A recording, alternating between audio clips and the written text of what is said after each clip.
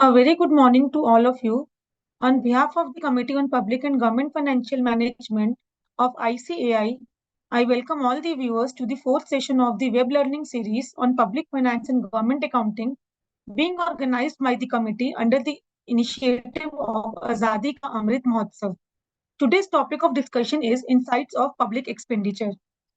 Public expenditure is essential for providing public goods and services such as infrastructure, education, and healthcare, which benefits society as a whole.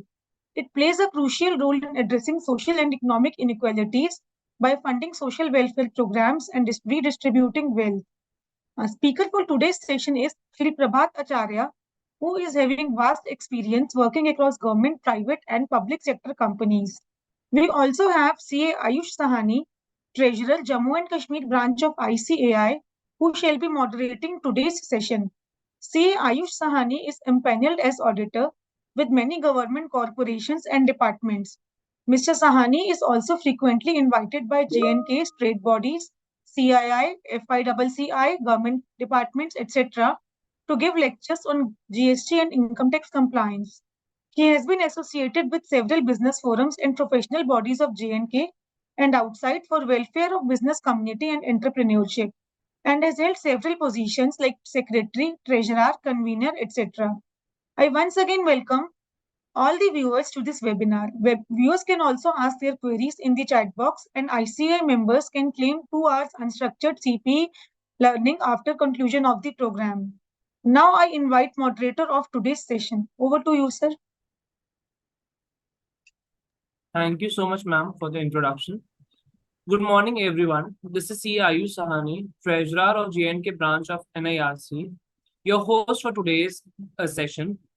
As we commence today's session, I am reminded of our prestigious institute's motto, Yesh Suktesho Jagrati, the one who is awake, aware, and enlightened when everyone else is sleeping and in darkness.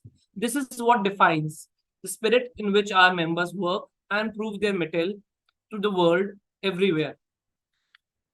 On behalf of ICI, I welcome you all to the fourth lecture of learning series on insights of public expenditure, organized by the Committee on Public and Government Financial Management under Azadi Ka Amrit Mahotsav. I feel honored to welcome our speaker, Shri Prabhat Acharya, eminent speaker in public expenditure. Now, I would like to appraise the members about the theme of today's webinar. Public expenditure is a multifaceted tool used by governments to achieve various economic, social, and political objectives. It is an effective management and allocation are essential for achieving the desired outcomes and ensuring that the overall welfare of nation's citizens. Public expenditure has several important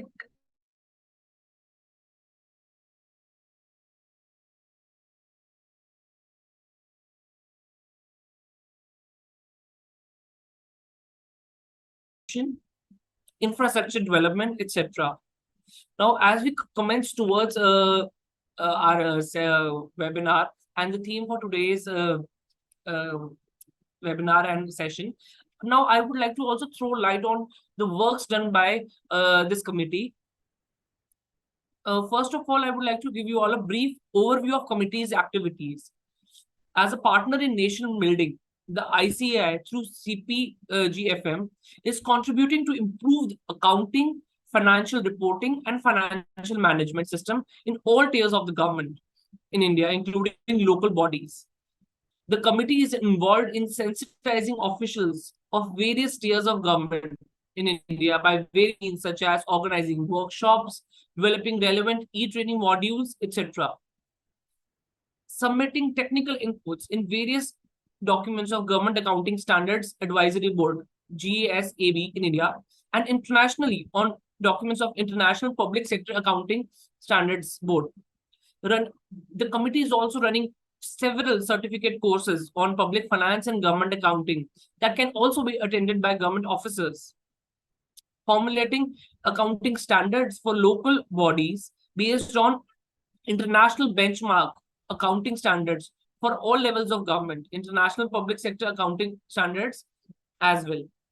Recent developments of the committee I would like to share with the members. As an initiative to spread our reach and network across the length and breadth of the country, committee is now organizing training in vernacular languages like in Hindi, Gujarati, Marathi, Tamil, as well as in English. Currently, the committee is conducting multiple batches of training programs to train more than 650 staff of rural development agencies, Gujarat, jointly with the Commissionerate of Rural Development in Gujarati. We are also in discussion with the Office of CNAG the way forward to improve accounting of panchayats and municipal bodies. One MOU has been signed in this regard with the Office of CNAG. Now, as we head towards the session, I would like to introduce the speaker for today's session. Prabhat Acharya ji has over 40 years of successful diverse experience working across government and private sector companies, institutions, as well as independent practice with broad base in public finance, public policy, corporate finance, and corporate strategy, risk management, capacity building, and well-rounded and all-inclusive management perspective. He was a member of Indian Audit and Accountancy Services, IANAS, 1985 batch. He has started his career as management trainee in the erstwhile DCM Limited in June 1983 before joining ONGC in December 1984. Thereafter, he joined Indian Audit and Accounts Services in 1985 and worked nearly 28 years in the various government departments for various assignments before voluntarily leaving the government in 2013. He had served as DG of Audit in CNAG, finance member of Delhi Development Authority, joint secretary in National Intelligence Grid, Ministry of Home Affairs, Government of India, director of accounts, joint secretary level, cabinet secretariat, principal director of CNAG, and accountant general. After leaving government of India in mid 2030, he has served in board of Bharat Electronics Limited as Director Finance and CFO for 3 years. Thereafter, he joined as CEO, Advisory Services of large NBFC for nearly 2 years. Then he has independent practice as independent management consultant and visiting faculty to premier institution. He was re-engaged as by government as director of Arun Jaitley National Institute of Financial Management, a premier training research institution from of Ministry of Finance from September 2020 to mid July 2023. He's an MBA from IIFT, a law graduate from campus of Law Center, Delhi University, and a postgraduate from Utkal University, and a PhD diploma in labor laws. Sir, we are thrilled to have you among us today. There will be a lot to learn from you. Over to you. Thank you. Thank you for an elaborate introduction. I hope I am audible to all of you. Yes, sir, you're audible. Okay, fine. Thanks. I must thank the Committee on Public and Government Financial Management for having initiated this kind of special webinars, which adds to the CP credit hours of the chartered accountants. Earlier, I was associated with this institution for framing the syllabus for the certificate program that was designed. And I have conducted a lot of sessions earlier. For the last 3-4 years, I am almost been out of it because I was with the new assignment, so I had no time for that. I'm happy to be back for this particular webinar, and I'll share my experiences on public expenditure and give you various insights into some of these things. The time is not so much. We just wanted 1 hour 45 minutes that I have gained now, cover all that. So now, I hope in the meantime, people will start joining. I don't know how many have joined, but hopefully they will start joining. Let me just share my screen now, just to see they can start.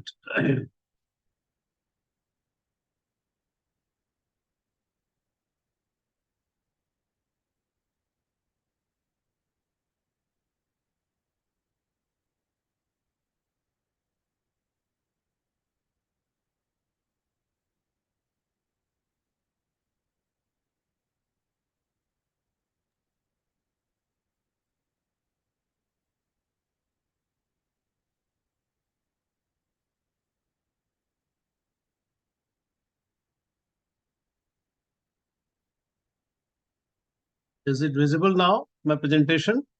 Yes, sir. Yes, sir. Okay, fine. Thanks. Okay, now I've been asked to speak on some insights of public expenditure. So I would not go into the details which is contained in the curriculum for those who go for the certificate program. I would rather deviate from that and talk something else and all. And then we will discuss the two parts of the lecture. The structure of the program is the lecture is like this, that we'll some start with some of the basics and all, make you understand as to what exactly is the public financial management cycle and objectives, meaning of public expenditure, the classification part of it, bit of it. And then slowly, I'll develop this topic. And in the second part of my lecture, which will be after 12 and all, we will go into more of insights into the various budget documents and tell you what exactly public expenditure entails. And then in the meantime, all those participants who have any queries or anything to share from their side, their experiences can also either put in the chat or something, and then I can see the chat, or the coordinator can tell me what exactly are the questions and all, and I should be able to answer some of them. And should I fail to answer any of them, I'll come back to you later with an email to you, all of you, so that it can circulated by the organization to individual chart accountants and all. Okay, so with this, we begin our session today. And good morning to all of you once again, and welcome to my this particular presentation on insights of public expenditure. If I'm fast, please, the coordinator may please control me, tell me if I'm moving very fast. If I am slow, I can push up a little more, but I have to cover so much. So that's why I may be a little bit faster, but if you still find difficulty, please stop me, no problem. Now, normally, if you look at a public financial management cycle, this is how the cycle is. Now, you have policy, and then you have a policy tool, which is the budget, which is formulated, and then it goes for an approval. Then you have an implementation of the budget, and we have accounting and reporting, and there's an external audit for it, and then the cycle again repeats and all. This is normally a yearly cycle of any public financial management system, not only in our country, anywhere in the world, any democratic country in the world, you'll find the same kind of situation happening and all. This is by and large the cycle of it and all. But go a little more deeper into this and understand what exactly this entails. Now, if you look at a little more details into this, like for instance, looking at some of the details of this, you have the policy part. Yes, fine, that's the policy. But if you look at the policy, how is this policy designed? What are the inputs that come into a policy? Whether it is a revenue policy, whether it's an expenditure policy of Government of India, there is a background to this and all. Now, this policy depends on the executive. Executive who? The elected representative of the people and all. Party in power, political party in power. So political party comes with its own ideology, comes with own policy thinking that yes, these are what they want to implement. There's something they want to continue. There's something they want to change. You have also various lobby groups which keep on operating, and the lobby group can even be in forms of like agricultural lobby groups. You can have industrial lobby groups which are like CIF, SHM, all kinds of law. There are various lobby groups which also put forward their requirements, their demands to the government. I'm not saying that they influence so much, but they are basically influencers to some extent the government policy decisions. So they also do that. Similarly, at the same time, there's the civil society, that is the media, which also conveys various aspirations of the people, the requirements and the wishes of the people through the media to the government and all. And then you have various research and academic bodies who also give the inputs and all. And so all these inputs go into designing the policy. Expenditure policy of Government of India, I would say. Well, obviously, all these things go into this in making the policy. Now, once the policy is decided or policy is formulated, the policy has to have some implementation tools. And that implementation tool comes in the form of the budget formulation. The budget is basically one such document, the most important policy document of any executive government in power, which spells out what exactly the government's policies are. If you go into details and analyze the budget, you will come across the various policy states which have been implemented through the budget. That's the way the policy decisions are implemented. And then it goes to legislature for an approval. And once it's approved, it becomes a public document. Now, a country, please understand, while people are associated in conveying the wishes, their interest to the political party in power, to the government in power, formulation is still not very participative. It is still secretive. It is still with the the government and all, the executives in the Ministry of Finance and all, and the executives of different government departments who project the demands to the Ministry of Finance. So, but once it is approved, then it was almost a public document because it is now available to people, available to civil society, available to media to keep on commenting on the budgets and all. And then they start the implementation phase, where there's internal audit which takes care of to see that the budget is properly implemented, the amounts are properly spent and all that. And so there is a revenue expenditure, the revenue receipt, there's revenue expenditure, which keeps on happening in that. And there's an accounting system in the government which captures all this account through the CGA's office or PG office in states and all. And then there's an external audit through the form of a CAG, which reports going to the Public Accounts Committee, and reports are made public, and the media, civil society can have access to that report. This is by and large the whole cycle of the public PFM cycle and all. Now, one by one, we'll come to not all these. We will basically formulate only the expenditure side of it. So I will not talk of receipt side of it because the particular topic is on public expenditure. So we'll confine ourselves to the expenditure part of it. Now, let's understand what is the objectives of this. Now, the objective of the PFMS, a public financial management system of any country, including ours, is basically to increase revenue, which we'll not discuss much and all, ensure fairness, okay, of taxation process, how to that is tax is fair and all.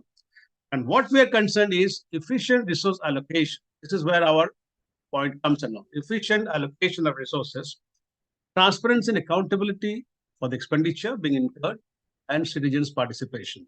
This is our area which we'll be dealing with. Economic objectives are basically to ensure the macroeconomic stability. Now, this is very essential because, after all, the executive of the country is responsible to ensure that there is macroeconomic stability. And side by side, this can come only if there is a proper and a due process of income redistribution for reduction of inequality, and that has to come through a constitutional process and constitutional mechanism. Okay. Now, let's understand what exactly, when I say public expenditure, what do I mean by that? Now, expenditure incurred by the government, including transfers, I've said, slide mind the mark the word, including transfers and all, incurred by government for whom? For the society and the economy, for its own maintenance, that means to run its own administration. Also, to help other countries. So there's some money that is also given to friendly countries. Now, please understand that's also part of public expenditure. Now, in other words, if you look at it, it means what? Government consumption, transfer payments, government investments, and interest payments. Now, this is important to understand the last one. Interest payment is very, very important because this is a very critical part of public expenditure, is the interest payment. Now, every government always would like to increase the public expenditure. Now, whether it has any reference to productivity or cost ratio of services provided by it, that is a different aspect. But an elected executive will always like to increase the public expenditure for the larger benefit, the larger welfare of the people, and also to win its own brownie points. That has to be admitted, and we have to accept that every government which is elected to power will obviously try to increase the public expenditure. I don't think I've seen any budget in the last 40 years where public expenditure of a particular year is lower than the earlier years. It has always been more than the previous year, and it will keep on increasing. Now, as chartered accountants, all of us are familiar that there are basically two types of classification of public expenditure. Earlier, there used to be many others, which we call plan expenditure, non-plan expenditure. People sometimes call developmental expenditure, which is a plan expenditure, and then used to call non-developmental expenditure as revenue expenditure or non-plan expenditure. Now, those things have been done away with now. And so now it's basically two, revenue expenditure and capital expenditure. A revenue expenditure basically deals with the consumption or recurring expenditure incurred by the government on its own administration. Could be defense forces, could be public health, could be education, anything else, welfare of citizens, all that. This is basically revenue expenditure, which are basically consumption expenditure does not create any assets and all, but it's recurring nature. Every year it has to happen to maintain these services. The capital expenditure is more in the nature of a developmental expenditure, which is for creation of fixed or durable assets. And basically, these assets are created to improve productivity capacity or capability of the country, such as infrastructure. Creating large infrastructure basically helps improve the productive capability. Now, this type of classification of revenue and capital really helps basically for accounting purpose. That's where you can capture what is revenue expenditure and have capital expenditure. Documents clearly specify, budget documents we go through, they clearly specify which is revenue and what is capital expenditure. Revenue receipts, capital receipts, revenue expenditure, revenue receipts, all have been duly classified in the budget documents. Have a look at it, you can see them all. Now, this is useful for accounting and also useful for auditing. And also useful for, as an auditors, for us to understand that it helps us in guarding against any misappropriations. Because when the legislature approves a budget, there is a certain amount of money which is earmarked for each of those heads and all. There are major heads, there are minor heads, there are subject heads, various kinds of heads and all. Now, the executive is supposed to ensure that the expenditure is contained within that particular amount which has been sanctioned by the legislature. So any deviation from that can be captured while in accounting and all. It easily can be captured and know that whether there have been a lot of savings or there have been excesses in any expenditure and how the excesses have been allowed. Those are questioned by the auditors and all, which is done by CAG or the internal audit by the CGA. So this kind of classification helps in all purpose of accounting, auditing, as well as safeguarding against any misappropriations. Now, at the same, please understand, in spite of the fact that we call capital expenditure, which is for helping the productivity capacity of the economy, please understand this does not depend only upon the quantum of productive assets and all. They create an asset. How far it is being put to use, that is important. So, what is the quality of that expenditure? What is the use allocation, actual utilization? That is more important than all. Even if you created, suppose a huge hospital somewhere, but the utilization is less, or you created a stadium somewhere for sports facilities, but utilization is less. That means the whole capital expenditure has become not become wasteful because it's not being used properly. Sorry for my, because I have a cough and all. Now, some assets are created out of public capital expenditure, which may question that it doesn't create commercially productive things. They may be commercially unproductive. But please understand, you have to look at the total factor productivity of the economy. Does it create increasing economic interest in that area? Does it develop that area? Like, for instance, you create a road from X to Y place, which may be some hinterland and all. But we are trying to develop that area. It may be commercially non-productive. But the point is that we are creating that facility to improve the total factor productivity of that area, to develop that area. So that's why government creates a lot of infrastructure facilities, building human wealth, improving quality of life of masses, such as creating kind of a medical college somewhere. Now, it's maybe commercially unproductive, but yes, we need to have human wealth development. So that's why some of the expenditure which goes as capital nature may not always be productive in nature, maybe may not be commercially productive in nature. So that can be an issue. But the point is, government, being as it is, has to create those facilities to improve the quality of the life of masses. That is why classification-wise it still remains as capital expenditure. Then I talk of transfer and non-transfer expenditure. Now, this is not for purpose of revenue. This is revenue and capital remains as it is. But within that, you can understand what is a transfer expenditure and what is a non-transfer expenditure. Now, transfer expenditure is a payment for which there is no corresponding receipt of goods and services. The state doesn't get any receipt of goods and services. It's not like I bought something and I've got to make a payment for that. No. So here, government simply transfers its own right claim of the use of goods and services to recipients. Like, for instance, pension payments. Pension payment is a transfer payment. Government doesn't expect the pensioners to pay back something to them or work for them. Okay. Interest payments against the loans, the debts that the government has incurred. It is something called transfer payment. Okay. Similarly, unemployment benefits. These are all transfer payments, the nature of transfer payments. So the government does not get any reciprocal benefit or not. Okay. But these are transfers which are mandatory, has to be done. Okay. Non-transfer payments are the ones where government purchases its goods and services, which is maximum expenditure is basically the non-transfer expenditure, right? Now, let's understand why public expenditure. This is important for us to know that, yes, we understand what is public expenditure. Why should government be spending money? Okay.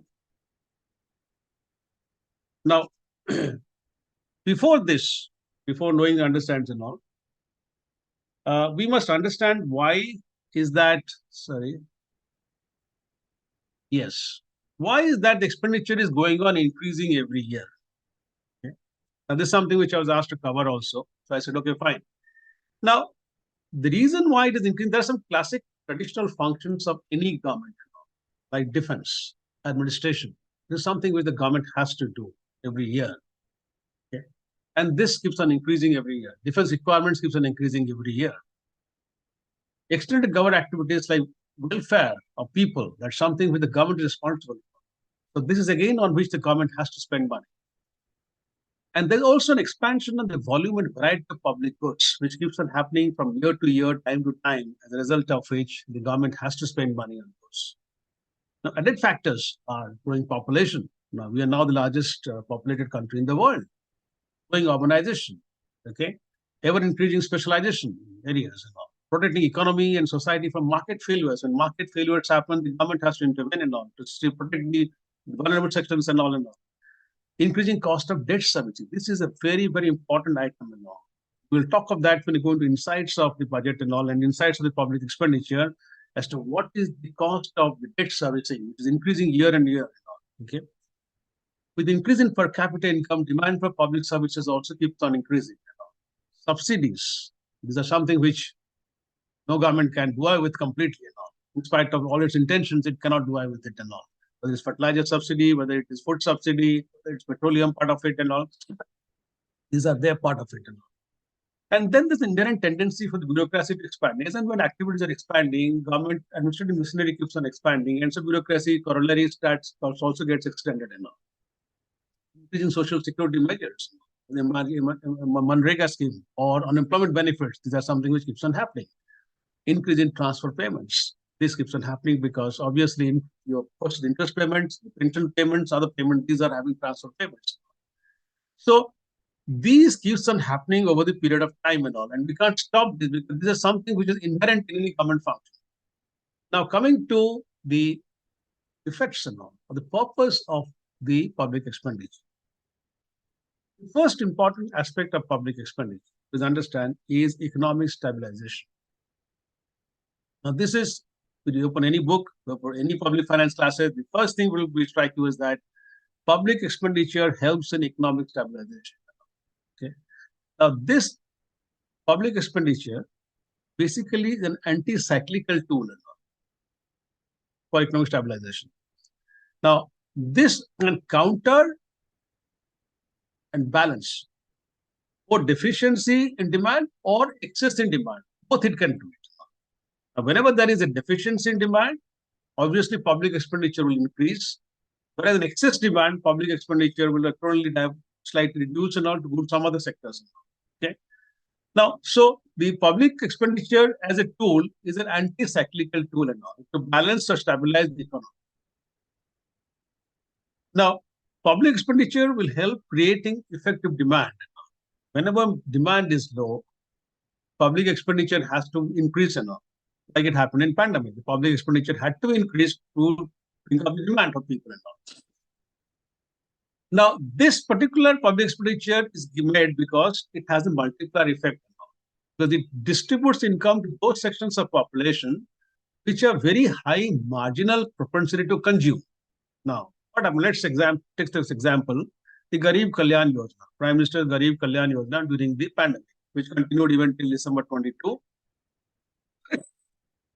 Whatever government spent on that, almost every money has to be spent by those people because they're the people who are deprived. They're looking for food security during the time of pandemic. So they have a high marginal propensity to spend. So the public expenditure creates the demand, distributes the income to such people whose marginal propensity to consume is much more. As a result of which, you find that the the demand is created in the economy because of that. Now, if you curtail public expenditure and maintaining same level of taxation, on the other hand, can curb excess demand. With excess demand, if you curtail some of these benefits to be given and all, it can help curtail demand. It can also help in restraining inflationary pressure. Now, please understand, the budget is basically what? A fiscal policy document. Monetary policy is with the RBI, is the Bank of India, right? Now, both have to complement each other. So while RBI through monetary policy also increases demand, reduces demand, manages the liquidity position in the economy, similarly, the government through its public expenditure mechanism also can increase or decrease demand in the economy, depending on how much is liquidity, what the inflationary pressure is coming or not.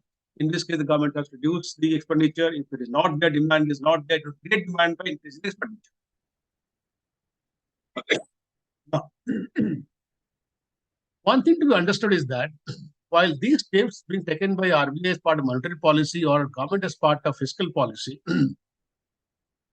these basically tools which are there with this government or the RBI, while they basically can work function provided the market mechanism is smooth, is sensitive to understand that, and it passes on the benefit accordingly.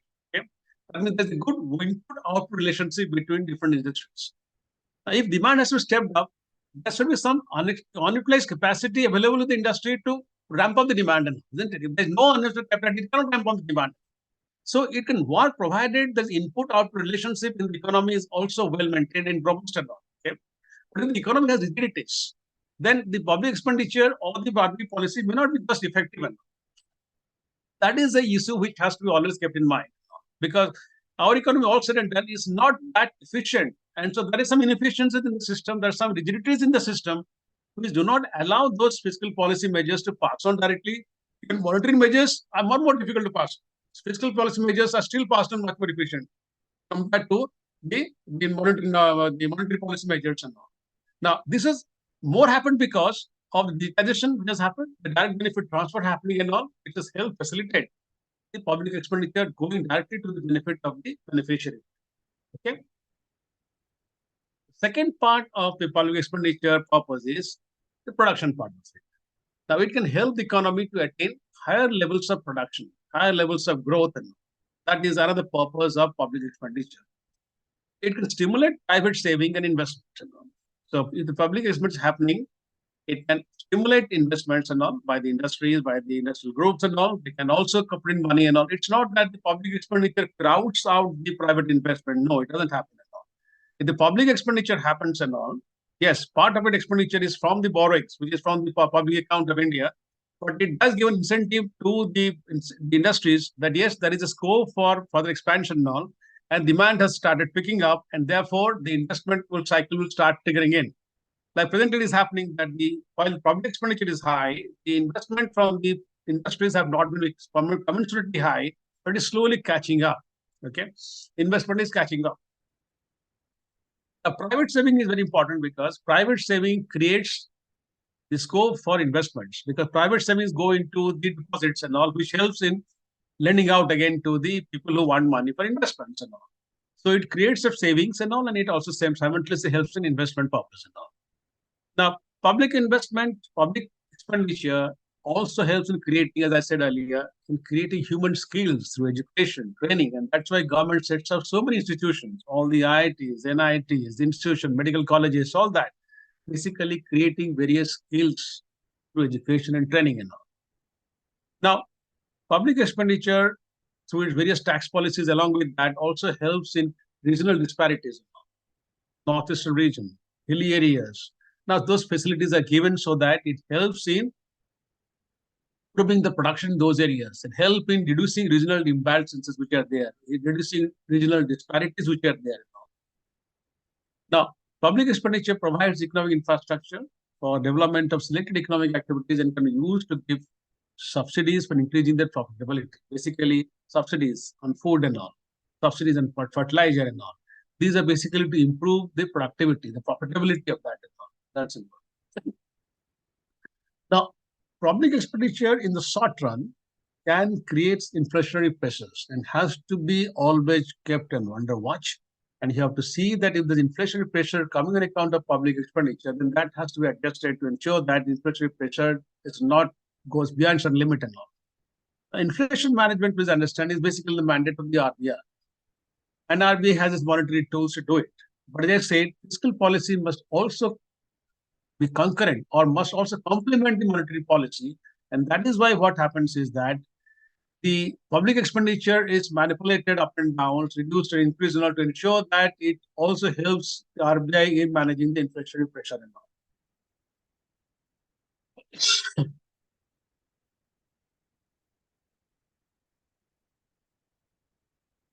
Public expenditure and economic growth.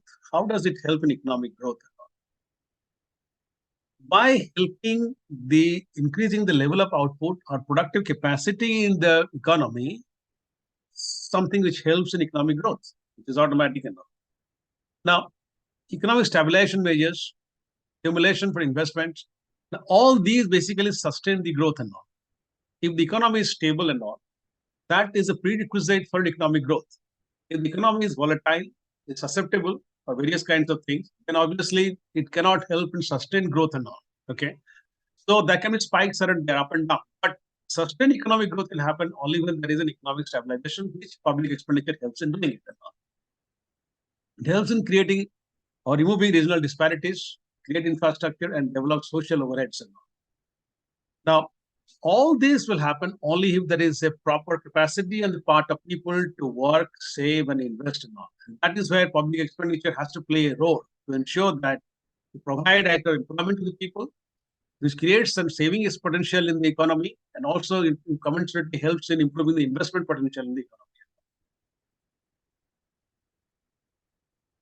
Now, this is another critical area which we call public role of public expenditure in distribution. Idea which is there theoretically is quite correct, that the public expenditure should contribute towards maximizing aggregate social benefits. That's the basic economic policy. It should narrow economic inequalities and wealth and contribute towards economic stability. That's fine, absolutely fine and all. Now, all these concepts are fine and all. And as a result of this, public expenditure goes towards free education, public health, drinking water. These are recorded very high priority and all. Similarly, for transfer payments like old age pension, unemployment, sick allowance, all these are something which are always inherent to public expenditure. Now, similarly for the food subsidy, basically subsidizing the articles of common consumption. But the point is the impact of redistribution on economy's will and capacity to work. One side you're putting money for public expenditure, but on the other side, if you see economies, capacity to work, save and invest, they are not always necessarily, the relationship is not necessarily always conclusive. Studies have done many studies indicate that yes, there is some relationship, positive relationship, but it's not very conclusive. Okay. So this is an area which has to be taken care to understand that yes, public distribution has a purpose, but it is also that is also necessary on the part of the people who have to also save and invest and all. Here, people, I mean, it could be common people, it could be investors, it could be industrialists, it could be houses, all that. All of them also have equal responsibility. And only the redistribution aspect or the purpose of the public distribution, public expenditure can help and all, okay, to balance the economy and all.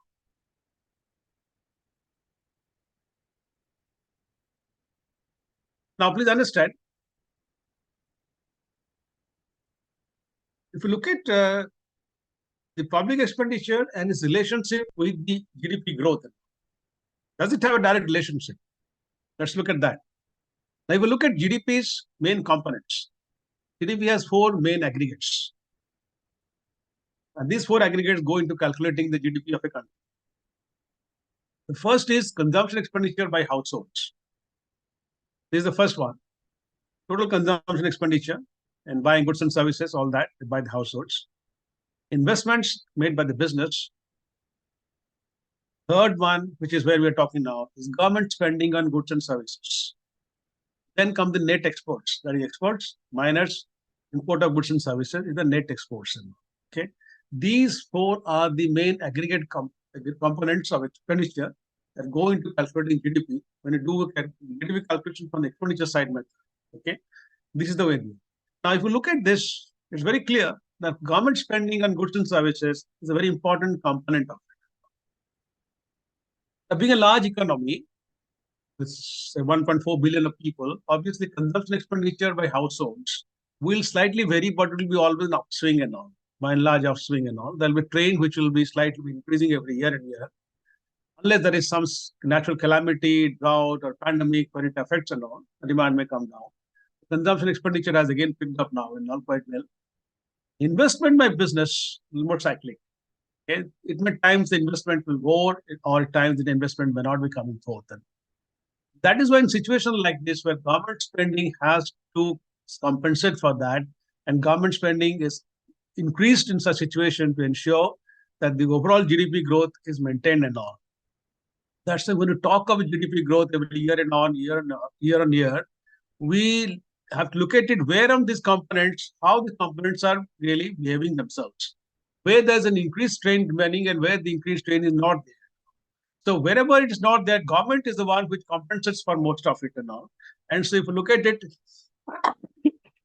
last quarter GDP numbers, it is the government expenditure which has gone up quite a bit to help ensure that GDP growth is maintained and all.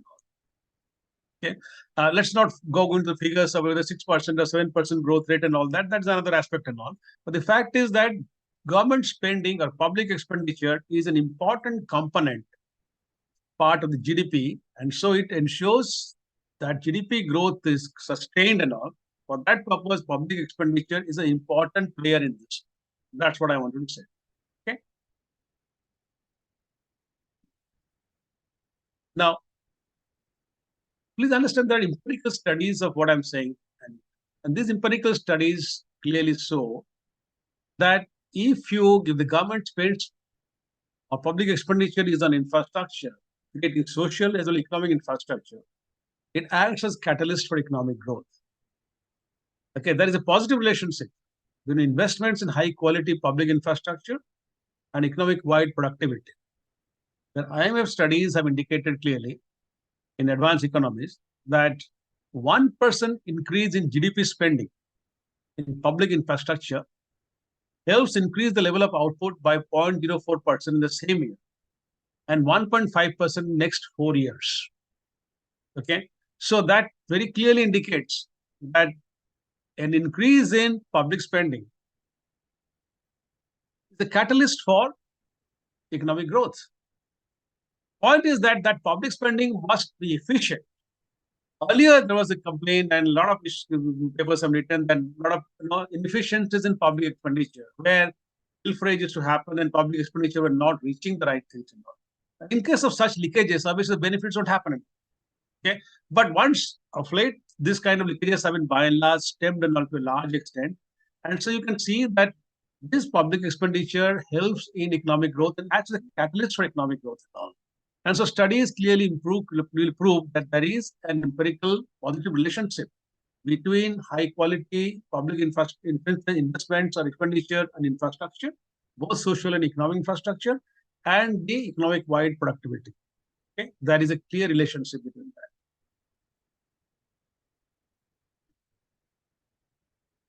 I'll just close the video for some time. Okay. Now, there is, however, in spite of all this, there are various issues in public expenditure in India. The first criticism which comes sometimes is low capital expenditure. Now, this has been there most of the time because you said the demand for education, health, so many sectors are there, and every sector is competing with each other for more allocation, more resources and all. So in such situation, what happens is that it's not possible for the government with the limited resources. Because the resources come from where? Revenues that it generates. And revenues are what? Tax revenues, non-tax revenues. And there's a limit to that. And if there's a limit to that, you can't keep on spending as much as whatever you like, because otherwise the deficit will keep on increasing quite a bit. And already the deficit is very high. So while there is a complaint of low capital expenditure, government is constrained because of a limited resources to spend and all. But if you look at the trend for the last couple of years, the capital expenditure has been increasing. and there is a boost given in particularly this year's budget 23-24, and I'll discuss that later. That's how the capital expenditure has been increased from this year and all, how it has gone up, to what percentage it has gone up. There's always this complaint of allocation, inadequate allocation to social and economic infrastructure. This has been always the case. There's a conflicting demand, as said, in allocation, which happens among various ministries. And so what happens is that you have conflicting demands, not only conflicting, I said, but competing demands. Because obviously every ministry wants to have a higher allocation. And the allocation is fine. The demand is okay. But the point is, what are the resources to make that allocation? That is why sometimes within the resources, when the allocations are made, it may appear to be inadequate to various social economic ministries and all. The third allegation and complaint has been poor quality of spending. Yes, there has been an issue, and which is always there, and it is continuing still and all, though it has been reduced quite a bit and all through various measures. Quality of public expenditure, that's something which is again a matter of concern. But I said, with digitization happening, with the DBT kind of things happening, things have slightly improved a lot. The quality of public expenditure has improved a lot. Now, the next the issue is the poor translation of outlays into outcomes.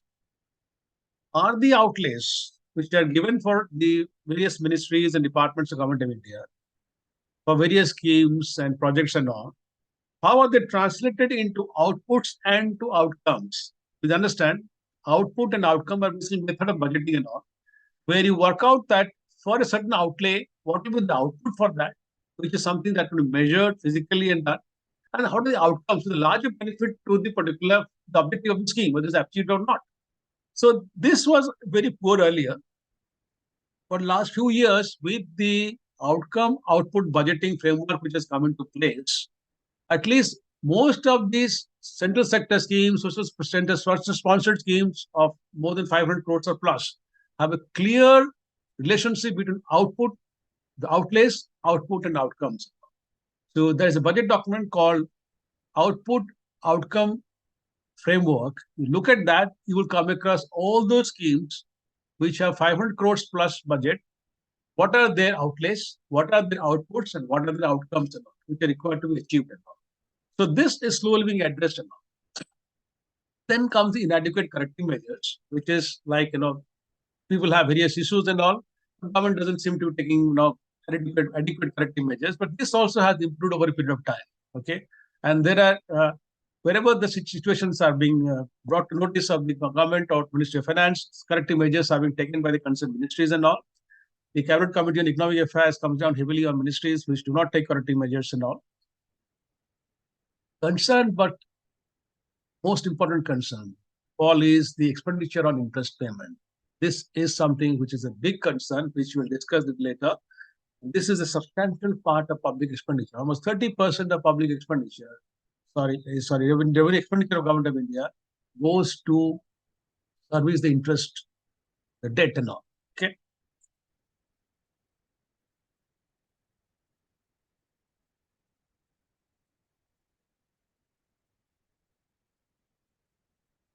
Now, we'll talk of the requirements of a good governance. The first thing is maintaining an aggregate fiscal discipline. How do I maintain an fiscal discipline in the system, which is basically the outcome part of it? When you do public expenditure or we're budgeting public expenditure through the budget and all, one is looking at the outcome. What is the outcome? Outcome is basically the aggregate fiscal discipline in the system. Okay. So your level of tax collection, the level of spending, of public expenditure are consistent with the target for fiscal deficit, because it should not generate an unsustainable public level of borrowing. And all. Idea is that and all. That if you're going to have a huge public spending, which is going much beyond your receipts and all, it is going to create a huge fiscal deficit which may not be sustainable. So it should not generate an unsustainable level of public borrowing. So that is basically when we do this kind of requirements of public finance, I tell you, this is one of most important requirement is to maintain that fiscal discipline at aggregate level. Second is to ensure allocation of public resources to agreed strategic priorities. Okay, whatever has been agreed strategic priorities, how do you distribute the, the allocation of resources to keep in mind those priorities? This is called allocative efficiency. So the allocation, when you look at allocation, look at allocative efficiency of it. And there are ways by which to measure this and how to assess this. Okay. The third part is use part of it, which is operational efficiency. If you have spending some money, are you achieving value for money in that? This is called the operational efficiency. Okay. So we have three things: outcome, allocation, and use. All these aspects have to be seen. When it address public expenditure, you have to see what is the outcome of this, how is this allocated, and how is the efficiency of its use and all, operational use and all. Okay.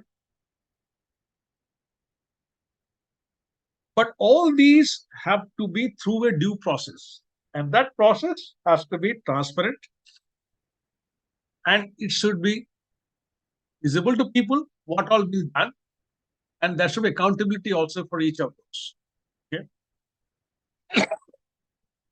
So this is an important aspect. All these three are important to understand. When you look at a budget document, look at public expenditure, or look at public receipts and all revenue receipts, revenue expenditure, please look at all these aspects and all, particularly for public expenditure. Now let's measuring efficacy of public expenditure. Now fiscal discipline. Now, how do I measure fiscal discipline? Now here there are already some straightforward measures which are at each national level. And for this, we have a clear-cut mandate and all through FRBM Act and all, Fiscal Management and Budget Responsibility Management Act and all.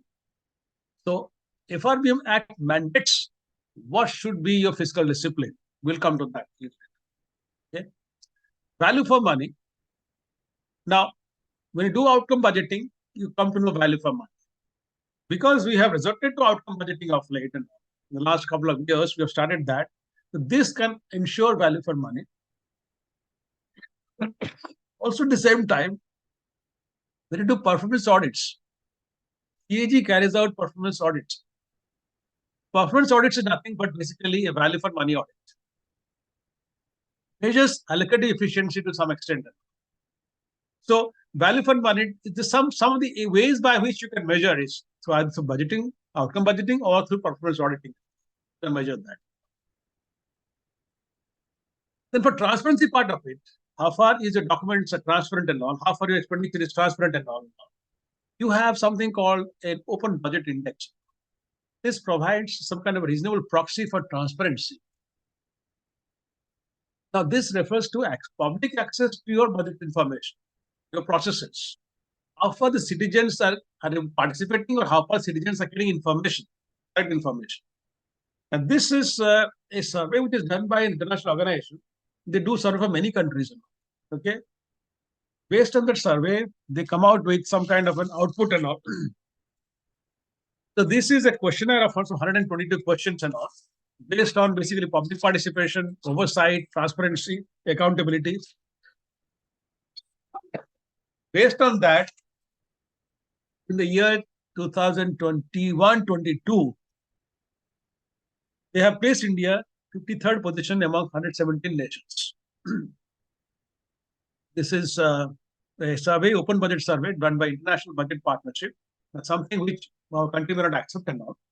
But there's something an external agency which does for all countries.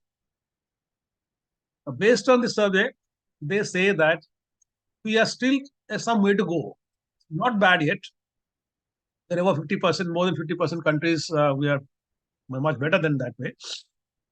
But in areas of public participation, transparency, accountability, there are some things that we need to do further. And I can tell you that seeing budget for the last so many years, there has been distinct move in this direction to increase the transparency in budgeting and all. You must have heard of something called off-budget items earlier. Many items which are not reflected in the budget, they were kept off budget and all. Now, of late, you will see last couple of years, most of these items have now come into the budget and all. look at all these, you'll see various statements and all. It comes out completely with all clear, transparent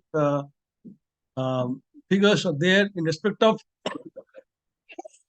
items which were earlier kept as off-budget items. So the idea is that over the period of time, slowly and slowly, we are also becoming more and more transparent. We become more and more accountable.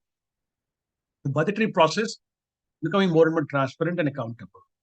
And this I can assure you from my own experience, having seen budget for many years, that it's happening over a period of time and it is in the right direction that we are proceeding. Now, allocation or operative, this particular for allocative and operational efficiency is a very difficult thing to measure now. One has to go one level below and find out the final outcomes and look at what are the objectives which are kept and all by the concerned department or institution. What were the rules and procedures laid down to carry out, execute those budgetary figures of expenditures and all? How done? Now, does that help in operational efficiency or not? You know, to understand operational efficiency of an allocation, one has to go down a level below. Understand the systems. Does the system facilitate to achieve operational efficiency or not? Is there any bottleneck in the system? Prevents achieving efficiency. Now, sorry, IMF and World Bank, they have a approach. This is called Public Expenditure and Financial Accountability Assessment Framework, called PEFA framework and all. This PEFA framework helps in understanding basically some kind of operational efficiency and all. Now, they have done these studies in many countries, including India also they have done. In more than 100 countries they have studied and all. Though we don't adopt this PEFA framework for our regular measurements of budget every year, but we can do it. That's not a difficult thing. So this PEFA, which is an IMF product and a World Bank product and all, is available for the government to carry out assessments should they need to do such assessment to understand the operational efficiency.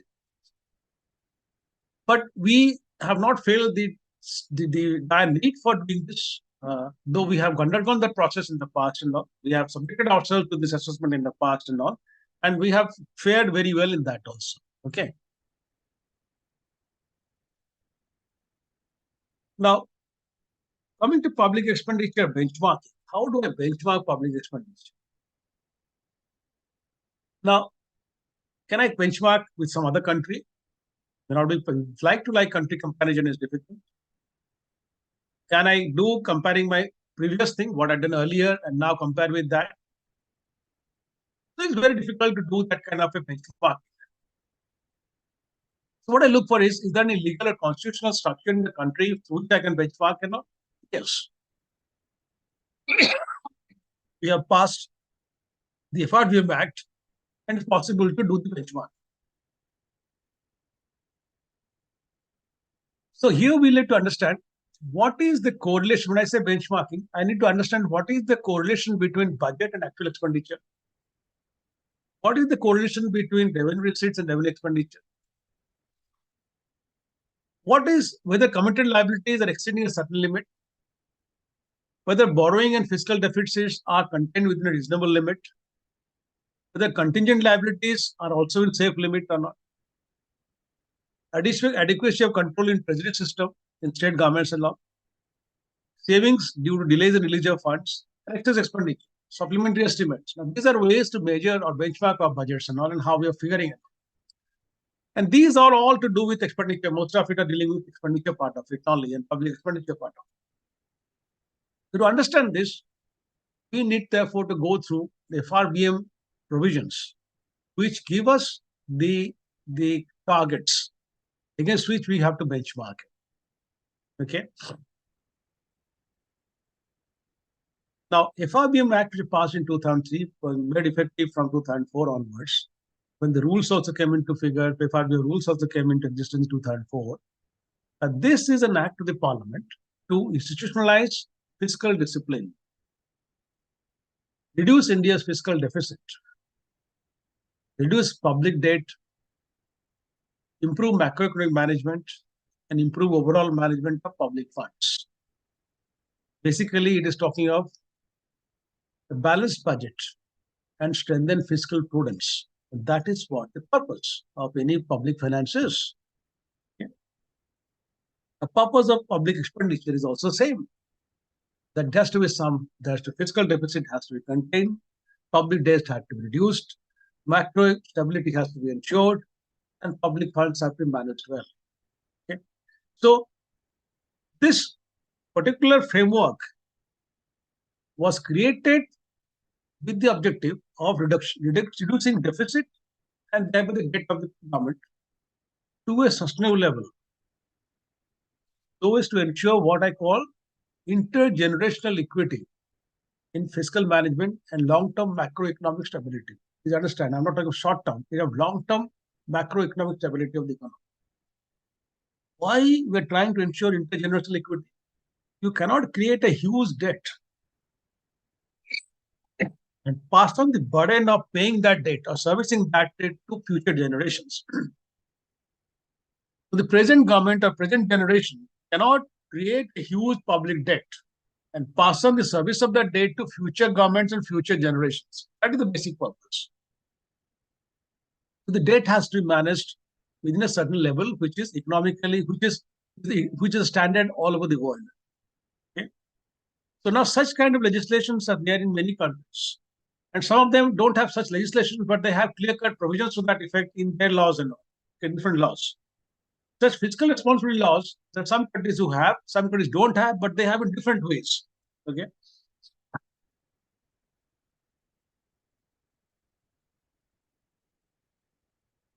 Now, so the objective of this objective first is to ensure intergenerational liquidity in fiscal management, macroeconomic stability, better coordination between financial or fiscal policy and monetary policy, and bring out transparency in fiscal operation of the government. Please understand, these are the basic objectives.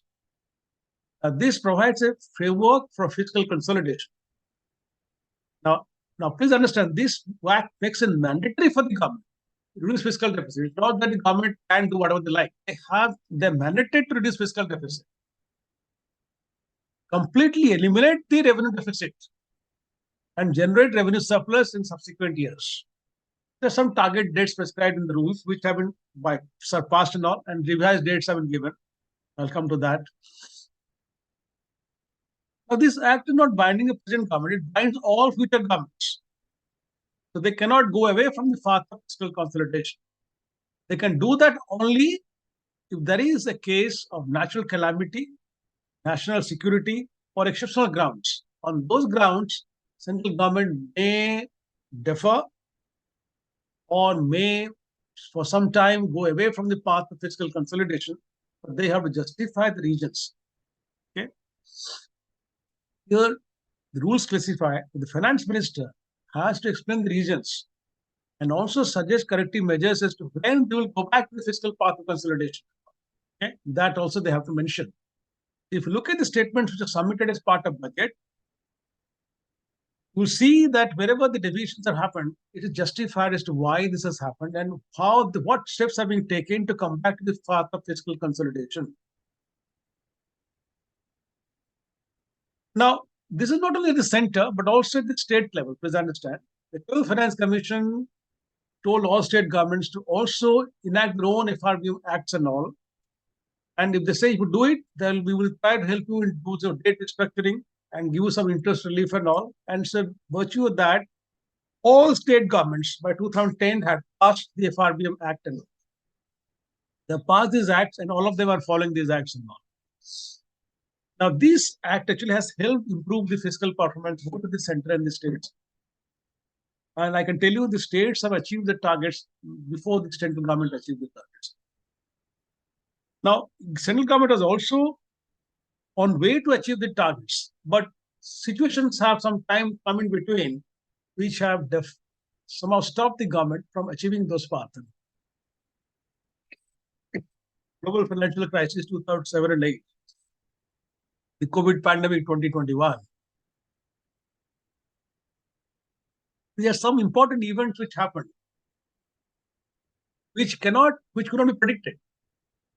And for this reason, government has to step away from the path of fiscal consolidation, where the fiscal deficit went up quite a bit, revenue deficit went up quite a bit, and they justified that, and they've given the ways by which they're going to come back to that fiscal path, consolidation path. Okay. Now, the targets specify clearly the fiscal deficit must be contained up to 3% of the GDP. And they have a target given up to 2004 and 5. Sorry, 2000. Initially, the target was 8 and 9. It was revised to 21. Sorry, 2014, 18. Sorry, so 2018 was the target, perhaps. Then it was revised to 21. Now it was revised to 24, 24, 25. But further revised again, and there's no timeline. The statement that I saw in the last budget law, there's no time frame prescribed. But the finance minister states that we will come back to lower than 4.5% by 25-26. This is what the finance minister's statement. This is contained in the fiscal that the statements under the FRBM Act is submitted to the legislature, the parliament, and all. So it is very high now. So they cannot assure exactly by which time it will come to 3, but they're saying that by 25-26 it will come down to below 4.5%. Okay. Now, then it says that revenue deficit must be completely wiped out. There should be no revenue deficit. Okay. Then it says that the entire government debt, that is central government as well as state government debts, do not exceed 60%, okay, of the GDP. Central government debts should not exceed 40%, and the rest 20% will be that of the state government. That is what it states. So we are presently at almost 57% or 58% now. Okay. There are countries which are even much beyond. There are some countries which are above 100%, but their GDP is much higher and all that. We will not compare with those countries. Our objective is somehow to bring down the debt and all to the level of what is mentioned here as 40% central government debt. It's still very high. Okay. Now, it also says that the central government should not give additional guarantees with respect to loan on security of Consolidated Fund of India. That means not more than 0.5% of GDP of that particular year should be given as by way of additional guarantee for that particular year. That is what is mandated in this. So the idea is that this FRBM Act gives us a benchmark against which to measure as to how far we are faring, how we are doing it and all. Okay. Now let's look at what is the actual picture. Slowly we get to the insights of the budget and all. Now the first statement, macroeconomic framework statement. This contains the growth prospects of the economy. It says what is the growth prospect of the economy, along with a statement of specific underlying assumptions. It says all that. Now, if you look at all this, and if you look at the budget documents along with it, then look at the figures, what it gives and all. Okay. Economic growth. Now, this particular macro framework statement is for the previous year, the previous financial year. It discusses that. The next statement, which I'll tell you, it will talk of the coming year. Okay, next 3 years, it says, right? In this macroeconomic framework statement, real GDP growth and nominal GDP growth last year, projected that time was 7% and 15.5%. Actual came to 7.2%. Actually, if you look at it, the real GDP growth of 22-23 was 7.23, 7.2%. Prior to that, 21-22, it was 9.1%. It came down from 9.1% to 7.2%. Okay. Private consumption growth, which has grown year on year by 7.7%, which is not bad because we recovered from the pandemic and the private consumption growth has been quite good in that process. So there is a demand which has picked up and now, which indicates the demand is picking up. Please understand, the demand is then created again by public expenditure. Because 2021 and 21-22 were the years where public expenditure had to be incurred quite a bit to boost the public demand, the economy. So the private consumption growth happened at 7.7% year on year. The gross fixed capital formation, which is basically concerned with the investment part of it, both private investment part as well as the public investment part, has grown by 11.5% year on year, which is again a quite a good decent growth and all which happened. Now then it says that central government finances part of it in 22-23. It said the fiscal deficit last year was 6.4%, revenue deficit at 4.1%. Rise in government expenditure as percentage of GDP was 17.7%. Okay, so there was a substantial rise in government expenditure. I told you, unless the GDP growth happens to a great extent because of government expenditure. Okay, what happened in the last 2 years because of the pandemic part of it, where the investment from the industries came down. The result of which the public expenditure had to give a boost and all. Okay. The growth outlook for 23-24, if you look at the macroeconomic framework, it says that as RBI's mentions are 6.5%. It does not specify what exactly the real GDP growth will be, but it says the nominal growth will be 10.5%. Nominal growth means it's including the inflation part of it. So when you do a real GDP growth, you have to reduce the inflation part of it. It only mentions IMF and World Bank studies. Actually, it is not 6.7. I'm sorry here. It's a mistake here. I think it's 4% now. 6.4% is the IMF and World Bank and all. This was what the IMF prediction for 23-24. RBI is pegged at 6.5%.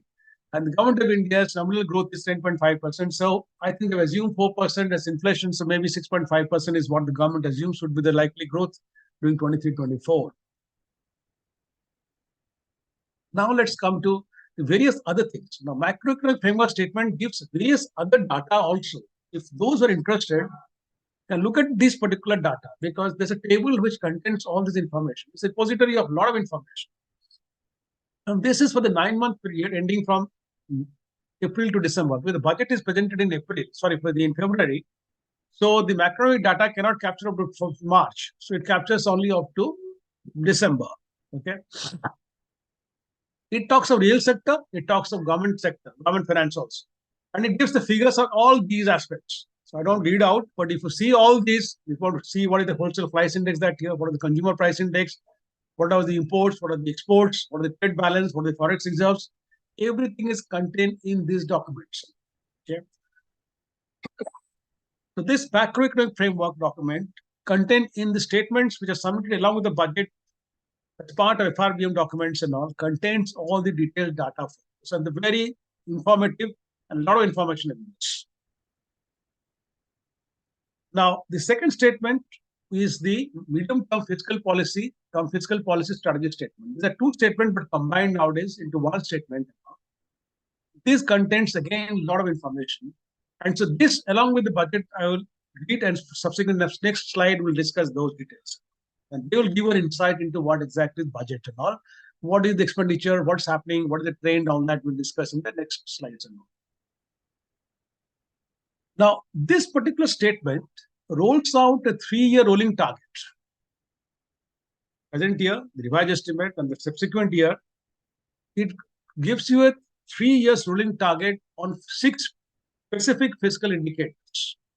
Fiscal deficit, revenue deficit, primary deficit, tax revenue, non-tax revenue, central government debt, all those figures are contained in this statement. It gives various underlying assumptions also because every economic data has an underlying assumption. Because those data can remain valid provided those assumptions remain valid. If the assumptions don't remain valid, the data cannot remain valid. That is why all that data or the targets which are mentioned in these statements have various underlying assumptions, and one has to read all the assumptions to understand where possibly things may or may not go right, where things may go wrong.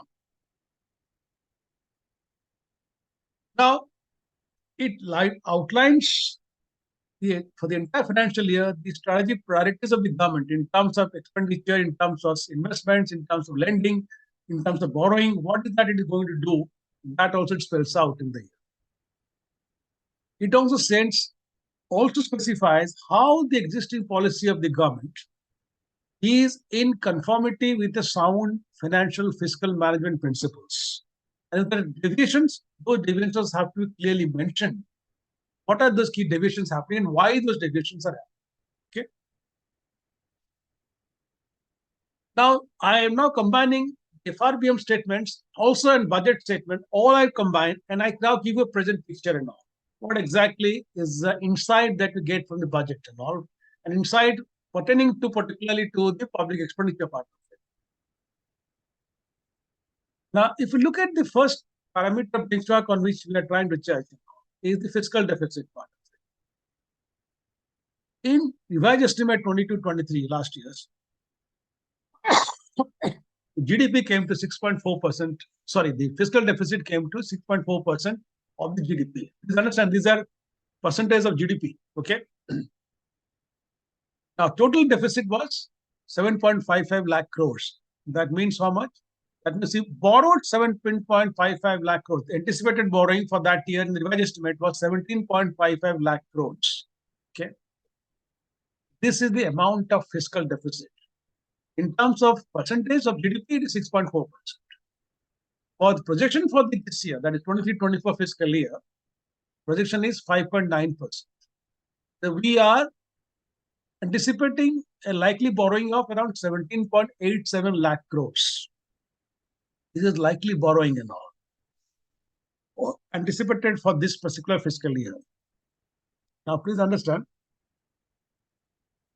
in the fiscal statement, the government has said, assured that we will lower this 5.9% over a period, and by 25-26, we will bring it to lower than 4.5%, but it doesn't say when it can come to 3%. Okay. That means from 23-24 till 25-26, it will be something between at least up to 4.5%, and only after that it will come down to below 4.5%. So the government anticipates that public borrowing will still remain high and all, and may not substantially come down. That is something which can be inferred. But of course, again, it depends on the growth of GDP. How much is the GDP growth happening over the period? Now, anticipation is that the GDP growth is going to slow down, likely to be around 6.5% or 6.4%, some say 6.2%, but certainly like not going to be beyond 7%. Though government says it can be beyond 7%, but likely to be around 6.5 or to 6.5 to 7% maximum. The revenue deficit, RE says it's 4.1%, and the budget estimate for this year has projected 2.9%. Please understand, the benchmark is that the revenue deficit must be completely done away with. There should be no revenue deficit. That means the revenue receipts and revenue expenditure should match. So there will be no deficit in that. But presently, for B 23-24, it is projected at 2.9%. Primary deficit, I hope you understand what is primary deficit. It is basically fiscal deficit minus the borrowing part of it. If you remove that, then it comes the primary deficit. Okay.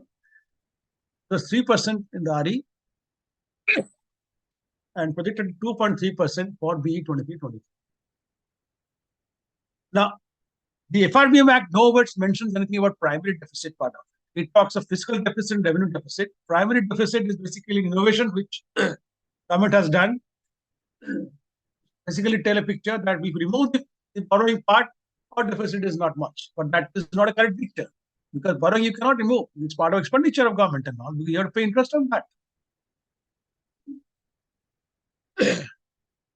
So tax revenue has almost remained stable and all. Not that the figures are stable in terms of percentage to GDP. At 11.1% was last year's figure, the projected figure, that is 20.87 lakh crores was the tax revenue, and projected this year is like 11, again, the same percentage is 11.11% of GDP. This is again, but in terms of money, it's 23.31 lakh crores. Now, please understand, this tax revenue, which is projected here as 23.3 lakh crores, is excluding the devolution of taxes to states. That is separate. That's another 10 lakh crores from devolution which happens and all. Using that, taking it out and all, the central government thing is 23.31 lakh crores. Okay. Non-tax revenue is again kept almost static at 1% of the GDP. Both years, RE last year and this year's B also says 1% of the GDP. Figures are 2.6 lakh crores and 3.02 lakh crores. Okay. Central government debts. This is a target which is specified in the budget, in the FRBM Act. It is 40%. Now, presently, it is at 57%. Last year, RE, and this year it is expected to be at 57.2%. This external debt consists all our external debt. Central government debt means external debt, public account liability. There's an account. So I hope you know there's a public account, and so the government borrows from the public account, and the government has to pay back that money. So there's public account liabilities, special securities of states under the National Small Securities Fund and all, NSSF, and extra budgetary resources and all. Those all form part of central government debts and all. Now, those central government debt as part of percentage of GDP is still very high at 57.2%. It is not something that to be really alarmed of, but in terms of fiscal discipline or micromanagement, it has to come down below that and all, and must come to around 40%, but it will take a number of years to achieve that. But at least it is not short up. But if we exclude some of these for like special securities of states, this is something which has to be paid by the state governments and all. Okay. If you reduce that, then it may come to around 55%. So that way, it is manageable, but it's still better if you bring it down towards less than 50%, right, of the GDP. Now, contingent liabilities. Contingent liabilities are the guarantees. Now, these you have to read various statements of the budget and all. The revenue budget, if you go, your receipt budget, under that some statements are there. If you go through that, there you will get this contingent liability figures and all. So they have figures only of 21, 22, because 22, 23 figures were not there in the budget document. So the figure is that it's saying contingent liability was 2.2% of the GDP. Okay, that means roughly figure is around 5.1 lakh crores. These are contingent liabilities or guarantees given by the government. Okay, and there's some 400 plus guarantees given by the government. These are they're basically contingent liabilities. In case something happens, the organization not able to pay, then the government has to pay that money. So these contingent liabilities also forms part of the central government debts. Please understand this. As per IBM requirements, contingent liabilities or the guarantees given by the government also are part of central government debts. And so accordingly, the 57% that you see here includes the 2.2% of GDP, which is your contingent liabilities. Yeah. Now, the point here is this contingent liabilities, guarantees are given. This is as per the FRBM Act and all. And earlier, they were not being reflected as part, not being included as part of public debt, which is off budget item. Now, they're part of budget item and then included as part of public debt. Now, another important aspect to remember, as chartered accountants, I would like to tell you, is that the external borrowing is not very high for us. It's around 5 from all lakh crores and all.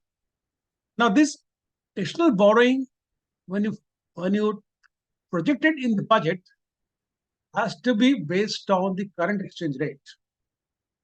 If you have read some of the CAG report recently, which came in the newspapers, you might have read it. CAG pointed out that for the year 21-22 or 2021, somewhere report says that while taking the external debt and all, they have not done it at the present exchange rate. And so the debt has been shown less by 2.2 lakh crores. Had they shown it, it would have gone up by 2.2 lakh crores. So these are the minor things which CAG audit, when they go through the audit of the professional accounts of Government of India and look into all these and all. Under the FRBM Act also, they're required to do an audit and all. Okay. Now, so based on that, some of these things come out and all, get revealed in that process and all. And government has to take corrective step to ensure that if they made a mistake, then they have rectified that. Okay. So contingent liabilities, the central government debts, external debts have to be as per the present exchange rate. Okay. Now, growth of nominal GDP, last year figure was 15.4%. The real growth came at 7.2% in all last year. And for this year, government has projected around 10.5% as the nominal GDP growth rate and all. And so we're expecting a growth rate of around 6.5%. Now, let's look at some of the other insights. Total expenditure for 23-24 has been pegged at 45 lakh crores. When I say LC, it is lakh crores. Please understand, it's all in rupees, and that LC means lakh crores. Okay. Projected at 45.30 lakh crores. So there's an increase of 7.5% over the revised estimates of last year. It may be more than that, because RE, when it becomes actuals for the next year, will come to know exactly how much is the total expenditure increase over the actuals of 22-23. Okay. The capital expenditure has significant increase here. Okay, from 7.28 lakh crore to 10.11 lakh crore. This is mostly, if you look at the budget documents, they are mostly in railways, highways, road transport and all. There are very huge allocations given to these and all.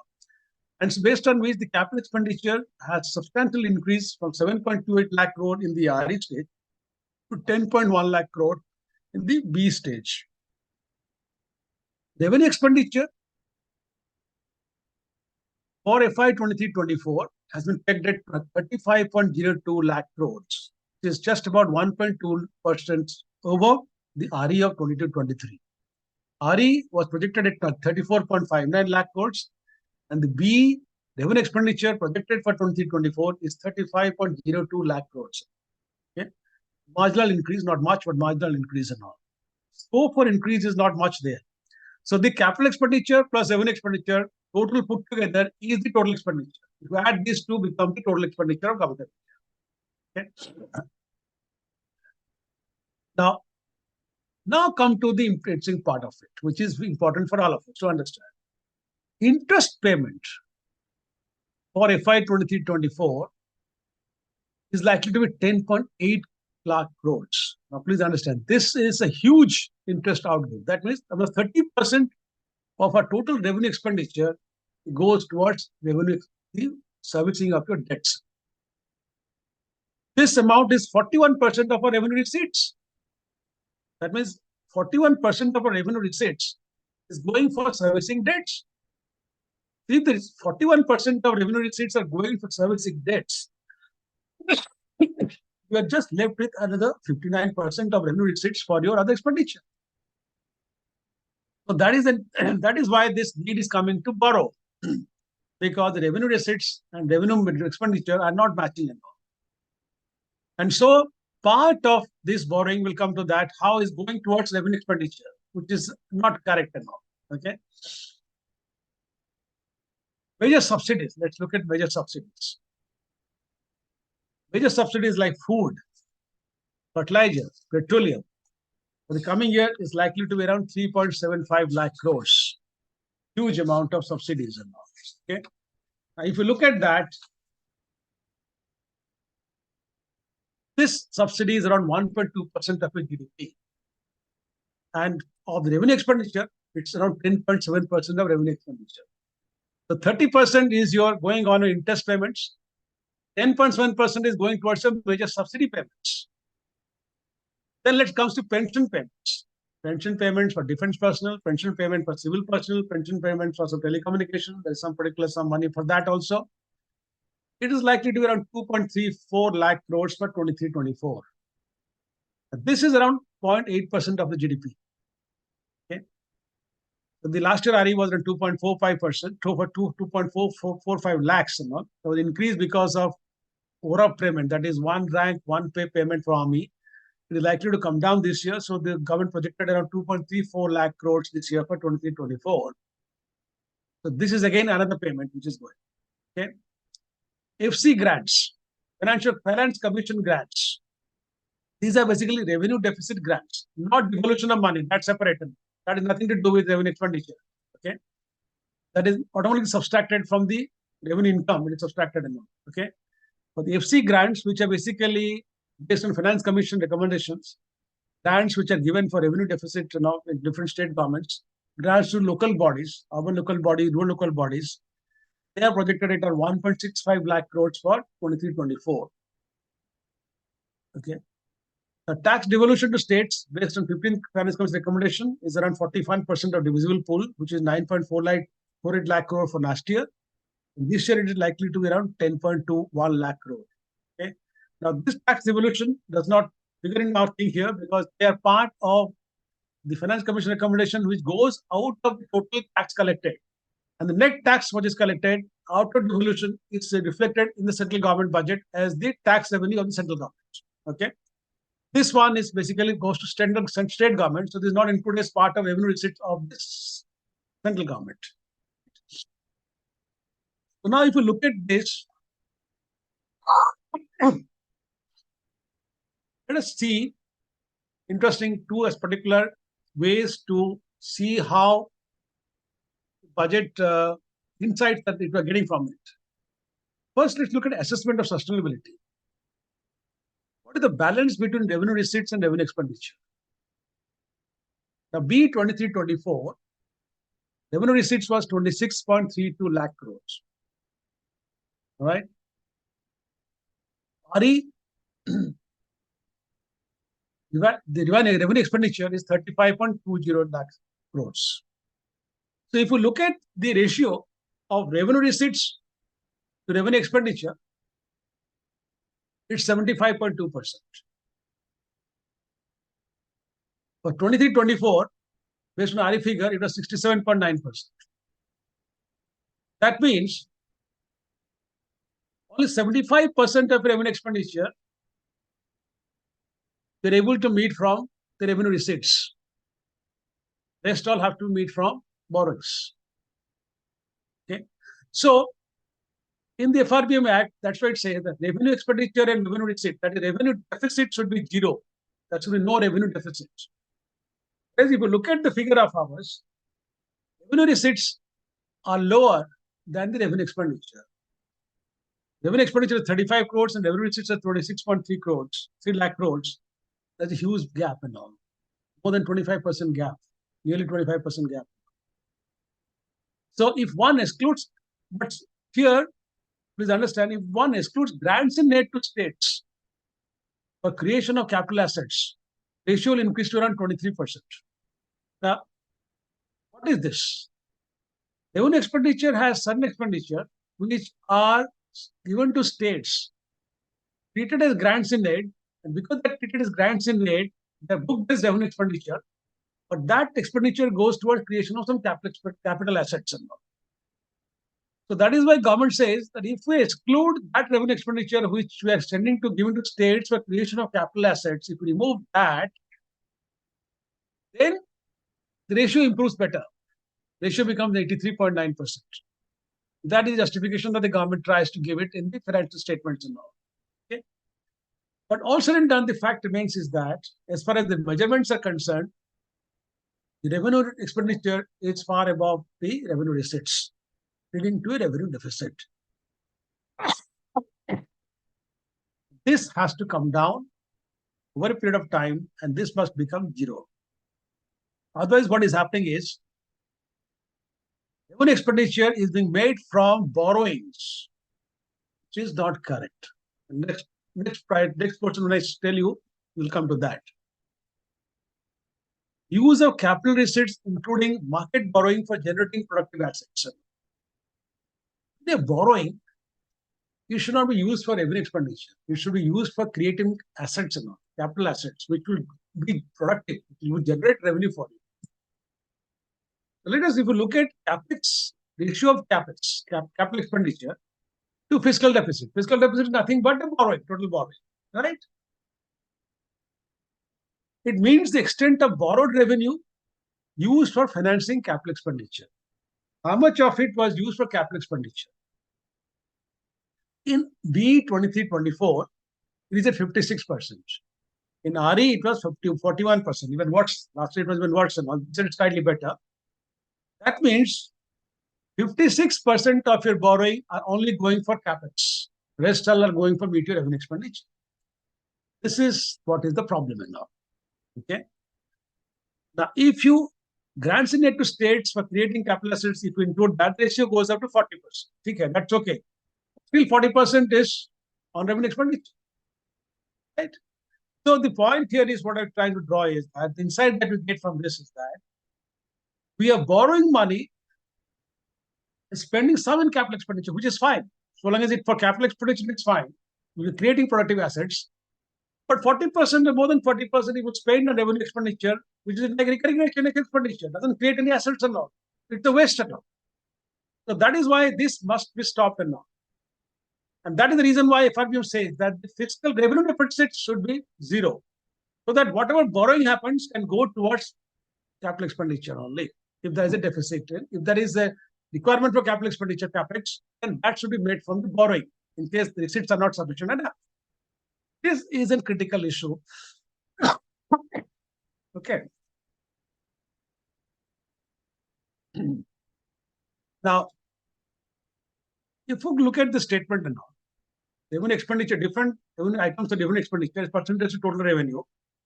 30% is gone in interest payments, 10.7% goes towards subsidies, pension payment 6.68%, finance commission grants, not devolution, but the grants and all, 4.75%, of revenue expenditure. So 52% of revenue expenditure is already gone in this.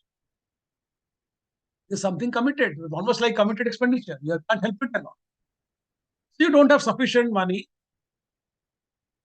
So the result of which what happens is the borrowings partly fund your revenue expenditure. This is the point. Okay, what I said earlier in the slide, basically this, that part of borrowing which is supposed to go for capex is going for revenue expenditure, and this is the concern. Not that the North Block is not aware of it, the Ministry of Finance is not aware of it, but point is that our revenue receipts, overall receipts, whether revenue receipts or non-tax receipts, are not going too high and all. It's still almost 11.1% of the GDP. It's almost stable and all. If the GDP goes more, that's why the GDP growth happens more, it's likely that the revenue collection will be more and all. But that again depends. You have to now address whether the tax structure is okay, whether you need to have more taxpayers to come into the bracket and all. Because unless you increase your receipts part of it, you have no scope for managing your revenue expenditure within the revenue receipts and all. So you have to keep on funding your capital expenditure by borrowings in that case. Sorry, revenue expenditure through even borrowing funds and all. This is the problem. Okay. No, so these are few things which I have said. Now, I think people have raised some questions. Something. Let me see what are the issues people have raised and all.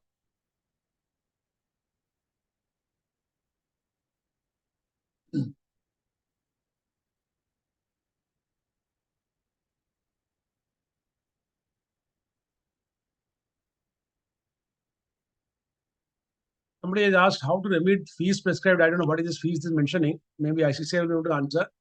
Whether ICCI plays any role in budgeting public expenditure, I don't think ICCI has a role to play in framing public expenditure. Budgeting will not document and all. Well, ICCI may be better able to answer, but as far as I know, I don't think ICCI comes to the ministry, makes a presentation before the finance minister. That doesn't happen and all. The industrial groups keep coming and making presentations. Various other groups make presentations and all before the budget document is prepared and all. So around November, December is the time where all these groups keep on to Ministry of Finance for making the presentation to the finance minister and give their side of the picture and all. What should be done? What should be taxation? What should compensation they need? All these are projected in that. Somebody is saying would like to know more about PFMS. Are you talking about public finance management system? You are talking the accounting system, which is done by CGA or something? I don't know. If you want to know about the accounting part of it as to how PFMS captures accounts information online on a real-time basis, you will have to undertake a course on this, a program on this. You have to consult CGA's office, or you come to the NIFM for a particular program to understand about PFMS, which is an online accounting system of this Controller General of Accounts. It captures almost on a real-time basis the expenditure and receipts both of the central government. And that is why the government is able to prepare the accounts, every monthly accounts in time. And by middle of the next subsequent month, the accounts are ready already, published and all. Okay. So this gives information of monthly receipts and expenditure of Government of India because of the FMS system and all. Other abbreviation of FMS is Public Financial Management System, which is a broad term. So I don't know what you were trying to mean in this, but if I think you are meaning by accounting system, in which case you have to come to do a particular program, or you have to go to CGS office, contact them as to who is the person in charge of PFMS system, and then contact that particular control center, the CCA, controller of accounts or chief controller of accounts, and find out and then discuss with them. Okay. Somebody has asked to share the PPT. That I think the institution will do it. I've already shared the PPT with them. Does increase in public expenditure causes inflation? It can, but not necessarily. Depends on various factors and all, but it can. One of the things of public expenditure I mentioned is that it can lead to inflationary pressures. It can. Because Public expenditure gives money in the hands of people. Okay, when it gives hands in money of people, it leads to demand. It creates generates demand in the economy, and the demand can bring about some inflationary pressure. And that's why I said government has to keep on monitoring the inflation figures and all. And that is in conjunction with the fiscal policy and monetary policy. They have to complement each other to ensure that too much of public expenditure does not go into the hands of people, so to increase the demand so that inflation goes much high. So we are not looking at a very high inflation in our country. Yes, presently it will be higher up, more than 6% and all, which is a concern of the RBI. And that's why the kept repo rates will higher to bring down the inflation. And eventually it's going to come down, I'm sure, to less than 5% and all. It will sometime be 4 to 5%. But yes, your question is right that public expenditure can cause inflationary pressure. Which state has highest budget in India? That is not relevant to my question at all. I can't tell you because obviously it depends on the size of the government. The budget size will differ and all that. Population size of these things will differ and all. That is not a matrix to measure any state. And I'm not covering any state budget in my presentation. Are there any other types of sources of public expenditure other than suggested by you? No. All public expenditure, whatever has to be classified as part of revenue and capital only. Okay. This is booking which happens in the government accounts. Because you have three accounts: consolidated fund, contingency fund, which is like an interest account, and your public account. Okay. Public account is basically a trust which the government holds on behalf of the people who contribute to various schemes and all, which are small saving schemes or PPF schemes or various other deposits which are kept under the public account. That is cash balance of the government of India. Government draws money from that also as part of borrowing, public debt and all.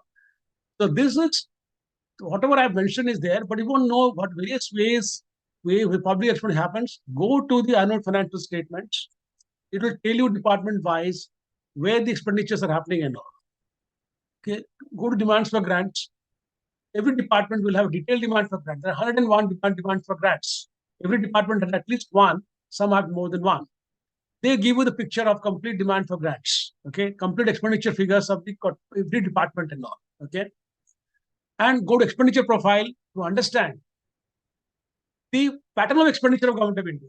Expenditure profile tells you which are the schemes under which government is spending money, all that. So it's a very interesting document, and I advise all of you to look at the expenditure profile of the government of India. Is any reason for increasing public recent times? Yes, there is a reason for this because of the pandemic which happened in 2021. That was a huge pandemic, and that's why public expenditure had to increase quite a bit. But of course, there's been criticism that time that the government is not spending enough. Government spends some money, but government is not too sure as to how much of impact it will have in the future, how long it will go on. So government was, in some cases, government gave some concessions, government gave some subsidies, government gave some different ways. But direct spending of government also went up and all that, but not too much and all. Okay, it went almost 10% of our GDP that time, quite a bit of it, but it was not direct spent on money and not cash flow outflow, but 2 to 3% was cash out on the part of government. So there was a reason for increasing public expenditure during that time. Pradhan Mantri Garib Kalyan Yojana is a huge expenditure. It's a food subsidy for the government and all. Okay, you know the bill of that, it came to around 2.34 lakh crores last year. This year they projected to around 1.97 lakh crores. Okay. So kindly suggest some measures through which principles of propriety can be practically governed in public expenditure. Now, this is part of, again, principle of propriety, which is part of our general financial rules of government and all. And every government department, every government executive has to ensure the propriety is maintained and all in government expenditure. It's like spending your own money. This is one impact on the canons of public expenditure is propriety part of it. Treat that money that you spend like your own money. This is something which they do, but if they don't do it, then obviously there's audit to catch them and all, another way and all. But please understand, what is happening is with the new method of budgeting which has come into existence, which is outcome budgeting, there's tremendous pressure on the part of government departments which are implementing various government schemes, all particularly large schemes which have more than 500 crores or so. They have been closely monitored. With outlays have been linked to output have been linked to outcomes. And these outcomes are being strictly monitored as to whether there's a fall in outcome or not. Because if there's a fall in outcome, it's likely that you may not get that much allocation in the subsequent year budget. And you will be called to explain for that. So most of these schemes are approved by the Cabinet Committee on Economic Affairs. It goes to the Cabinet Committee. So there is an accountability mechanism. So the departments have to be very cautious to ensure that they not only have to achieve the outputs prescribed for each of those schemes, but also the outcomes prescribed for them. Yes, what is the effect of public expenditure on the employment level in India? It has to increase the public expenditure, like for instance, infrastructure, public expenditure infrastructure. You see, for this year, the expenditure, the budget of the Ministry of Transport, okay, the highways, has substantial, the highest for us is 5 lakh 17 lakh crores. What are these for? These are basically for awarding various, and the NHI gets a fund of around 1.3 lakh or some crores separately and all. Now, this is basically for various kinds of projects undertaken under the highways, construction highways. Okay. Now, this creates a lot of immense potential in construction sector. Now, employment increases in those sectors and all. Similarly, Pradhan Mantri Awas Yojana, again, another scheme and all. Now, when you spend money on these, you're basically trying to create employment, generate employment and all. Now, government is not trying to create employment for high-end qualified people. That's not the government purpose. Okay. Government purpose is how to uplift redistributive justice. People who are not getting employment, people below the poverty line, for marginalized section people, for them how to generate employment. So skill them somehow, put money to skill those people, and then put money to give them employment. So the lot of spending is on urban development, a lot of spending on transport and all, lot of the money on rural development, like for instance, Manrega is an employment generation scheme. Okay, assuring 100 days of wages to the people in the villages and all. So these are all schemes which are basically for purpose of employment generation. So the idea is that public expenditure, one of the objective is basically this, that it indirectly creates employment in the economy and all. Okay. Is there any other question? I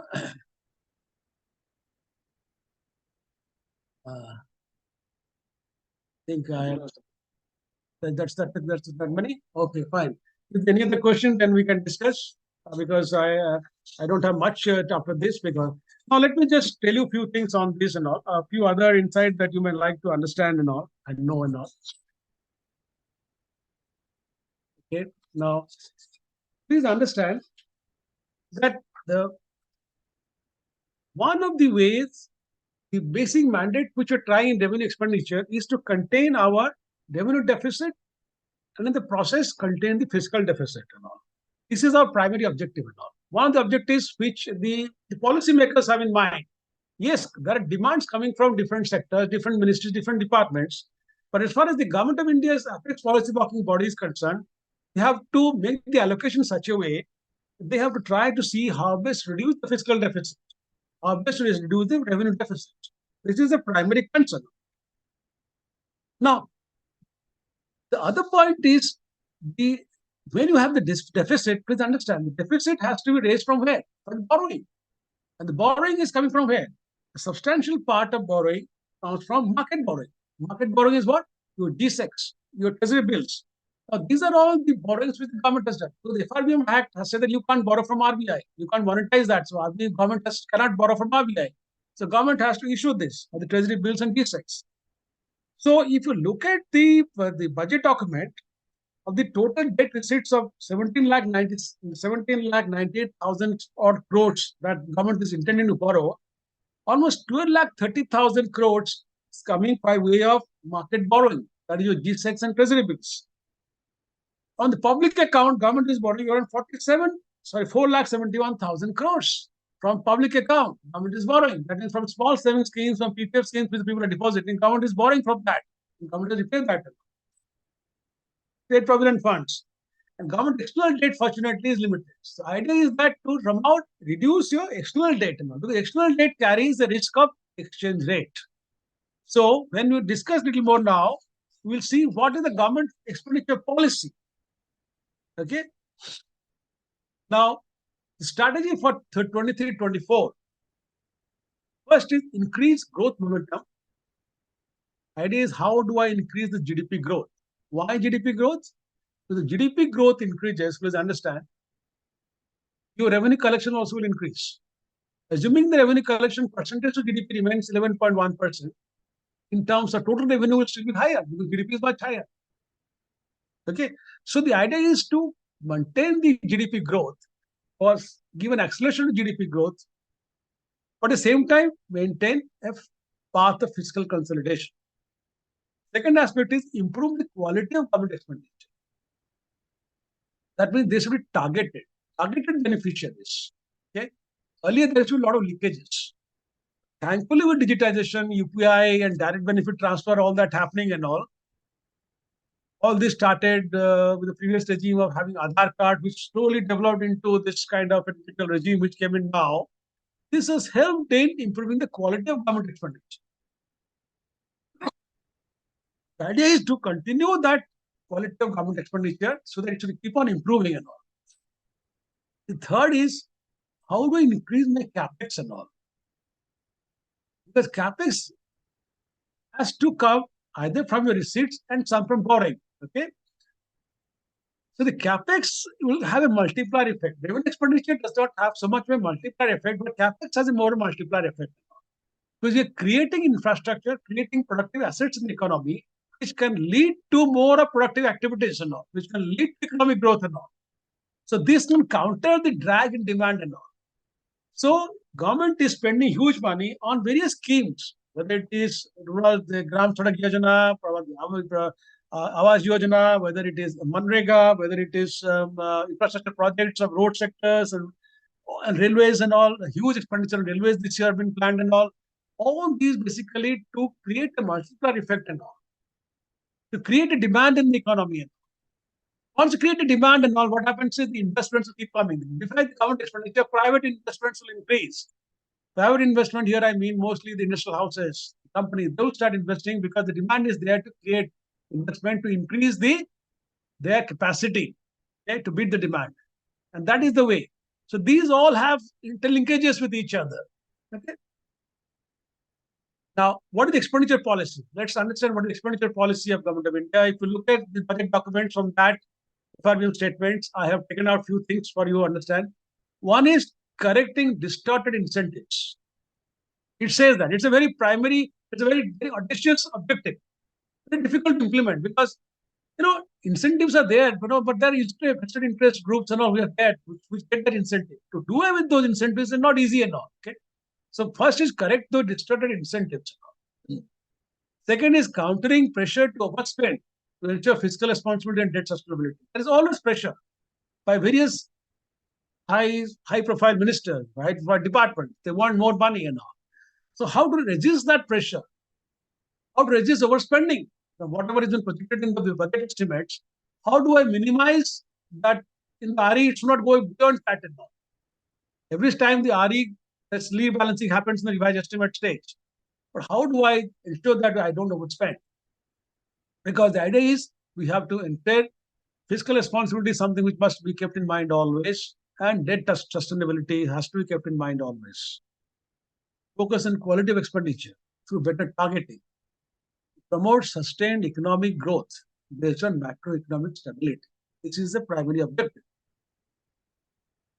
Same time, how do we increase the productive efficiency, optimal resource utilization? This is something which might guide the public expenditure.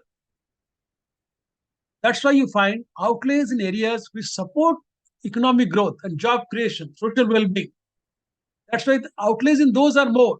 Railways, highways, defense, health, education, rural development. Outlays will be more than other departments because these departments are able to create more of jobs, helps in more of social well-being. Okay, so that is why spending, if you look at the budget documents and all instead of going through that, just look at the budget at a glance document. So that itself will tell you where the government is spending. And that clearly will tell you that the major budget of the government of India goes towards whom? Spending is on mostly on transport, mostly on rural development, on agriculture-led services, on education, on social welfare, and urban development. These are the areas where the primary expenditure is being done. Then the other policy is output-based fiscal incentives to promote industrial growth and jobs, how to stimulate investment, how to stimulate consumption. That is why you find the new schemes which are called PLI, productivity-linked incentive scheme, basically to stimulate investments, to promote industrial growth. Many schemes for MSME sectors. All that were done during the pandemic. You must have seen the kind of schemes that was done away for MSME, including the definition of MSME was also changed and all. So all these are basically to provide some incentives to this for boosting your industrial growth and all, boosting growth, job growth and all, boosting employment and all. The other thing, lastly, I would say is that use of technology. What are the technology government is using now?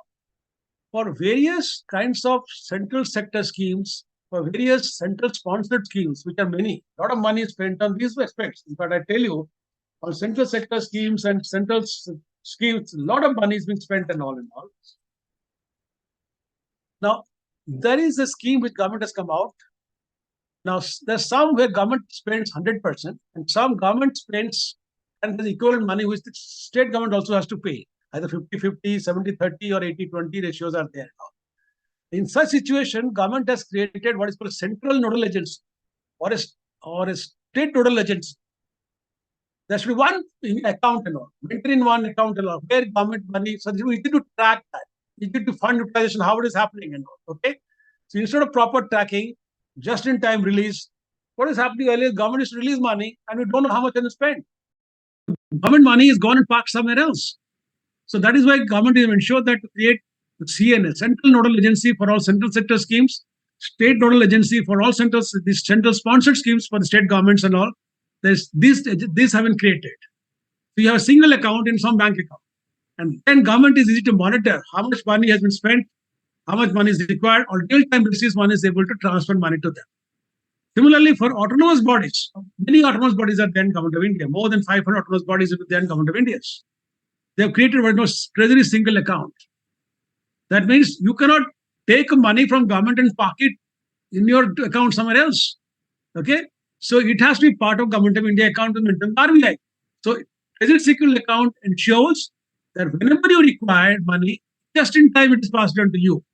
So you cannot take the money and park it with yourself. So this has improved the cash management of Government of India. So CNA, SNA, TSA, they basically use of technology. They use technology for this purpose. This has helped in better cash management. Similarly, PFMS, which somebody mentioned to me, the public financial management system, which is basically an accounting system. The government has created to capture real-time data every month. Every time this expenditure is made, or every time a receipt is coming, it is real-time captured in that. Okay. In this case, almost real time, and that helps the government to prepare its monthly accounts in time. Okay. CGA prepares its monthly accounts in time. So government, that's why it will come out, okay, this month we received so much of GST, so much of taxes. Why it is able to say so quickly? Because the PFMS system captures that data very efficiently. So it is almost near perfect. It's 100%, but at least 90% plus is a perfect cut. Maybe some variation will happen after adjustment take place and all. Okay. So these are the ways, this is the expenditure policy of Government of India. This I have taken out basically from various budget documents and from the statements submitted under the FRBM Act and all. Basically to help you understand that what exactly the expenditure policy of Government of India. Okay. Next, policy and government borrowing. This is very important. Now, what it says is, these are the last two slides. I'll finish with this, please don't mind. Financial stability and long-term sustainability depends on prudent debt management. Unless you manage your debt part well, you cannot maintain financial stability and long-term sustainability in that.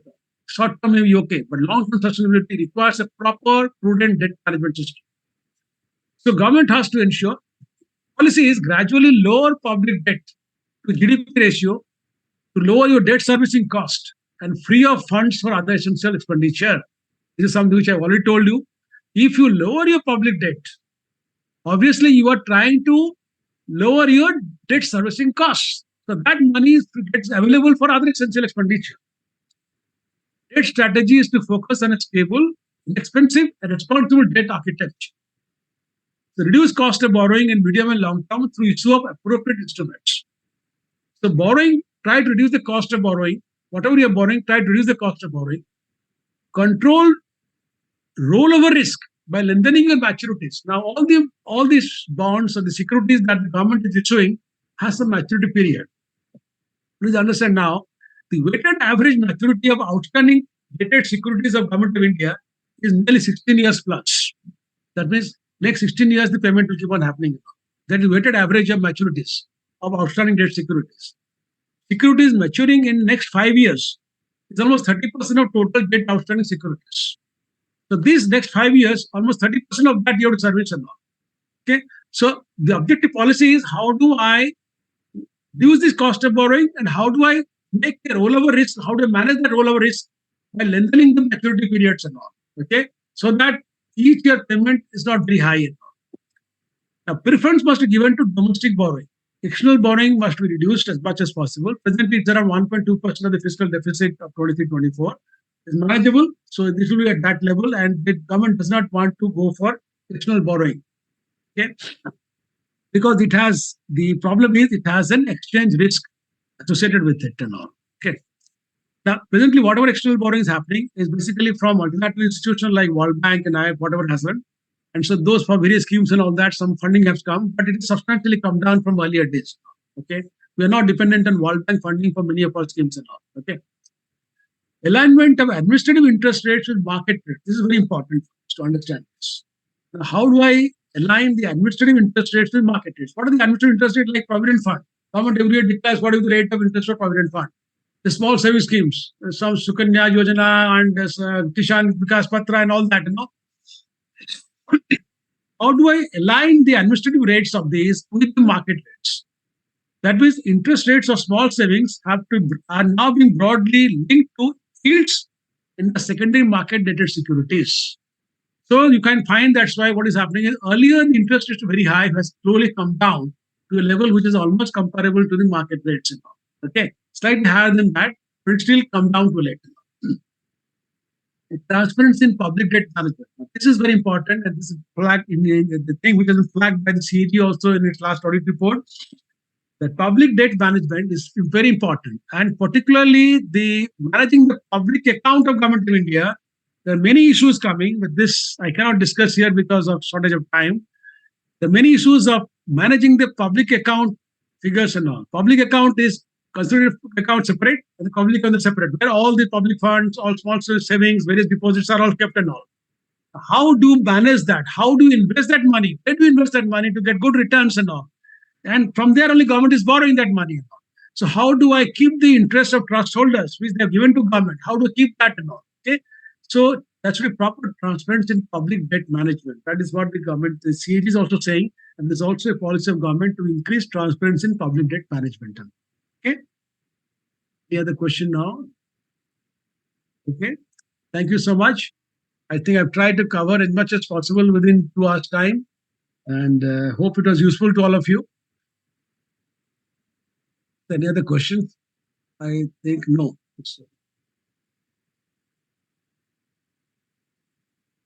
Thank you very much, sir, for giving this discussion on very much detailed discussion and answering the queries of the participants. Thank you very much, sir.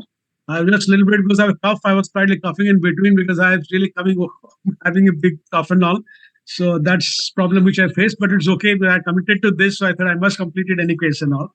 So sorry for that and all. There was maybe sometimes disruptions, my coughing and all. But thank you so much for all of it. And thank you for listening to me. Thank you. Thank you to all the learned speaker members and participants for attending today's session. Thank you, sir. Thank you.